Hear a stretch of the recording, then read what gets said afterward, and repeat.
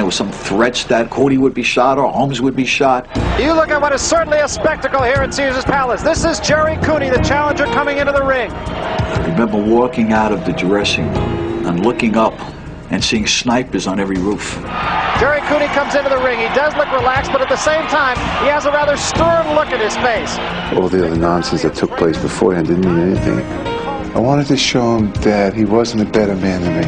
Larry Holmes comes in here having won 39 fights without a loss. 29 of those fights coming as knockouts. He ain't no white hope to me. He's just another guy out there trying to take my head off. The hype was finally over, and it was time for the two undefeated heavyweights to get it on. Yet before the referee would give his final instructions, the champion, who longed for respect, would be tweaked one more time. Introducing, in the red corner, defying decades of boxing tradition, the champion was introduced before the challenger. the undefeated heavyweight champion of the world, Larry Holmes. They wanted to introduce me first, and they did. They didn't want to give me the credit, and they did. I've never seen it in any other championship fight that I've ever done. That just further fueled the fire for Larry Holmes. And fighting out of Huntington, New York, Everybody knew why. They were doing it to give Jerry Cooney's fans a chance to build up, and drown out the cheers for Larry Holmes. gentlemen, Jerry Cooney. That was absolutely despicable. Remember, protect yourself at all times.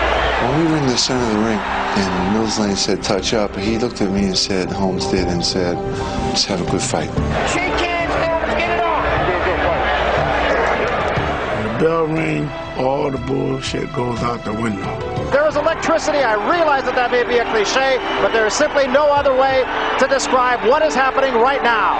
It's me and you. You can't call the cops.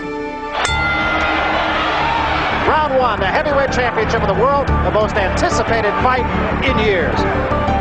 The first big punch wouldn't land until late in the second round. It was thrown by the champion. 1-2, right on the chin. And Cooney took a good right hand from Holmes. He staggers and is down. Cooney is down from a right hand by Larry Holmes. I get dropped to one knee and I think to myself, what in the hell are you doing here? And I got up. He is back up, but he is on rubber legs. And he gets up, the fight's harder.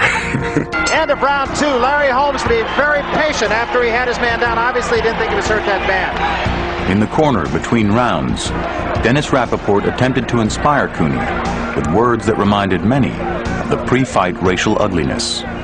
Who is the guy in the corner who looked at Cooney during the fight and said, America needs you? It's a changing of God. America needs you. He wasn't talking about Harlem, I'm sure. That's BS. I was saying things that I thought that could prompt them to get that little extra effort that may have been the difference between the thrill of victory and the agony of defeat. Cooney responded in the fourth with one of his best rounds of the bout. A good left to the body, backs Holmes up. That was a right hand to the ribs that seemed to hurt Holmes. Another good left hand. Cooney with another good left to the ribs of Larry Holmes as the bell sounds ending the fourth round. He hurt me with a left hook to the body, and I went back to the ropes like this. And Holmes a little bit slow going back to his corner. Thank God that the bell went ping. Here's a right hand by the champion and another right hand. The longer the fight went on, the more we saw the distance between the two fighters. And a combination that time by Holmes. Scores once more on Cooney. One fighter was a complete pro. The other fighter was an incomplete pro. Holmes comes back with a right hand and the legs wobble once more. Cooney is in trouble against the ropes. Now a left and an uppercut. Cooney goes through the rope, but is still on his feet. Hard right by the champion. Holmes scoring almost at will, but Cooney will not go down. End of the round. A big round for Holmes, but Cooney would not fall.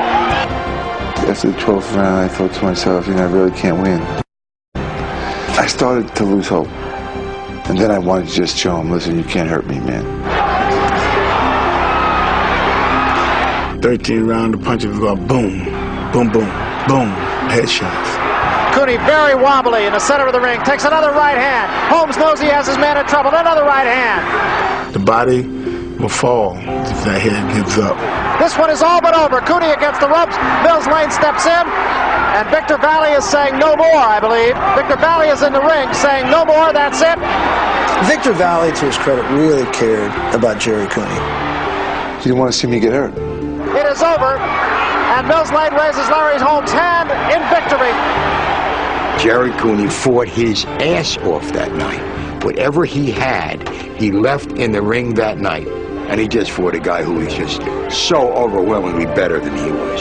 The 13th round technical knockout was Holmes' 40th straight victory without a loss. But to the champion, it meant much more than just preserving an undefeated record. I feel relieved. I felt the pressure's gone. In my heart, my mind, I felt that I didn't have to prove anything anymore. Larry Holmes believed beating Cooney was going to be his moment. But it wasn't. For much of America, the wrong guy won. So it wasn't a crowning moment anymore. There was never going to be a moment for Larry Holmes. But he never, ever got out of the shadow of Muhammad Ali. I felt disappointed and let down. What are your feelings about tonight, your personal feelings? Should have ducked a little more. I wish I would have won. Been away from home a long time. And I think that the people were great. And I wanted to win for them as much as I want to win for me. Really felt he had let down so many people. And I feel sorry for all the people that really wanted me to win. I think so much pressure was put on him. He was carrying a load for a large portion of America. I just want to say I'm very sorry. Cooney made a huge payday, one of the biggest in the history of boxing, but he never seemed to have to stop apologizing for his performance. It seemed to scar him psychologically. Listen, I grew up in a household where I learned 5 things from my old man. You know what they were? You're no good, you're a failure, you're not going to amount to anything. Don't trust nobody and don't tell nobody your business. When I lost to Larry Holmes in 1982, I felt all 5 of those things smack me right across the face. How to deal with them? The loss sent Cooney's career into a puzzling tailspin, marked by substance abuse, depression, and lack of ring activity. He would only fight 5 more times before retiring in 1990. George Foreman blows away Jerry Cooney. Jerry Cooney was a product of everybody else's ideas and other people's money and other people's perceptions. He's a guy who just sort of showed up, became bigger than life, and then just kind of went back to being what he was in the first place. It's just a good guy sitting on the next bar stool.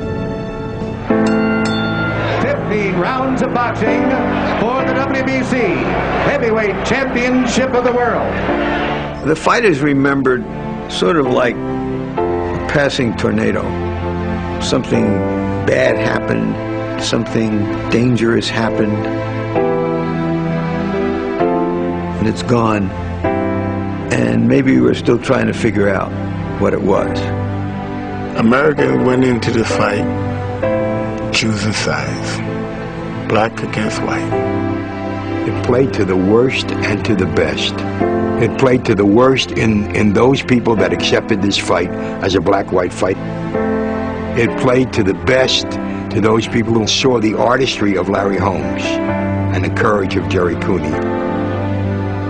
Put them all together, and you had the heavyweight carnival to end all heavyweight carnivals.